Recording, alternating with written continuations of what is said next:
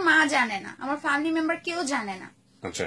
তো ওই সময় করলো কি, মামার বিয়েতে যাব, তোমার তো কিছু টাকা লাগবে তাই না, মামার বিয়েতে যাবা, তারপরে আন্টির কাছে ফোন থাকবে, আমি ফোন কি করে দেব। তো আম্মুর কাছে আবার ফোনটা আমি বেশিরভাগ থাকতো, তখন আমি ফোনটা তেমন অ্যাভেলেবেল ইউজ করি না, তো থাকতো।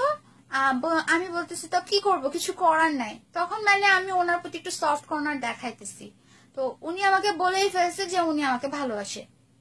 তো আমি বলতেছি কিছু করার নাই, আমি কিছুদিন তোমার সাথে কথা নাই বলি, তখন তুমি করেই বলি।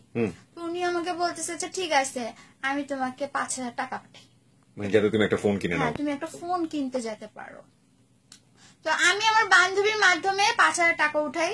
ওর আবার অ্যাকাউন্ট ছিল, মানে শিখা ও ইটালিতে থাকতো আগে, আর ইটালিতে ওর প্রতিনিয়ত যাওয়া আসা ছিল, তো ওর একটা অ্যাকাউন্ট ছিল, ওই অ্যাকাউন্টের মাধ্যমে আমি টাকাটা উঠাই।